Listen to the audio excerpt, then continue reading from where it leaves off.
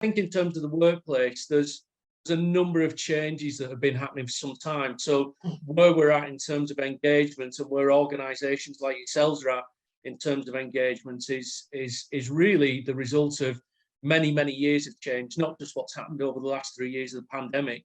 So we've seen, over the probably 10, 20 years, we've seen changes in the disruption of traditional sectors. So we saw also the high streets being decimated in terms of large retailers disappearing. We've seen changes in the way that employees view the workplace over the last 2 years and beyond that, where employees, and I'll mention the M word, the millennial generation, were looking for different values in their employer that align with their own.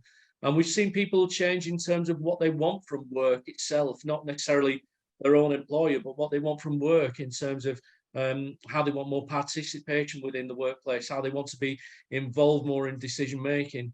So the changes that we've seen, yes, they've happened over the last 2-3 years with pandemic, but it's actually the pandemic has accelerated a number of changes that have been happening for some time in the workplace, and both good and bad, and created new and different ways of working flexibly.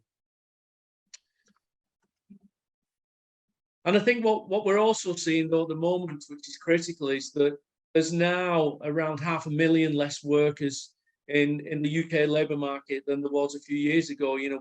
We've seen, as I said, changes through the pandemic where people have different values on what work means to them. So they took decisions around that, different perspectives of what's important, different perspective on what employers offer as well, where more flexibility is offered in terms of the role people are choosing that.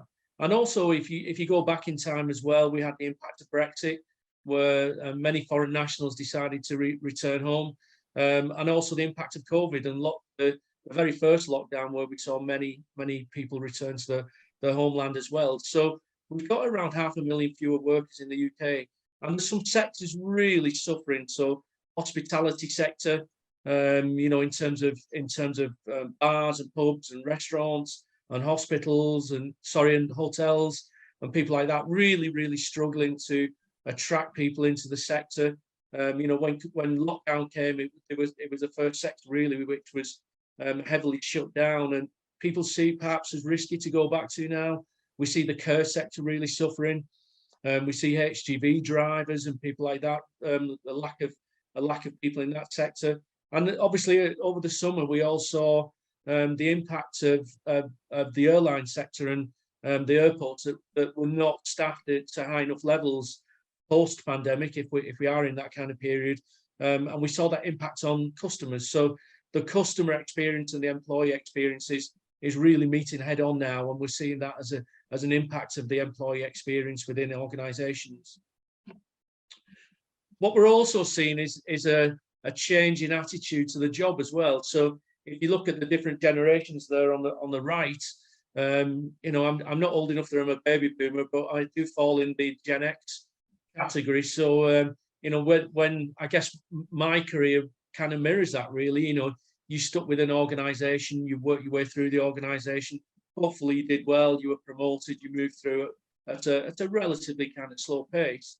But what we're finding with the younger generations now is that, one, the average time spent in a job is much less.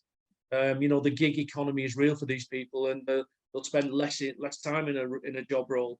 But also they're looking for faster movement within the job. So they're looking for movement within the role at a quicker pace than perhaps some of us at my age with grey hair are perhaps wanted in the past or experienced in the past.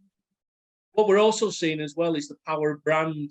This is an American survey, but I think it reflects that quite nicely. If you ask pre-workers, if I can put it like that, the 13 to 20-year-olds, what kind of companies they'd like to work for, you get the kind of usual list of Apple and Amazon and Disney and Nike and Microsoft.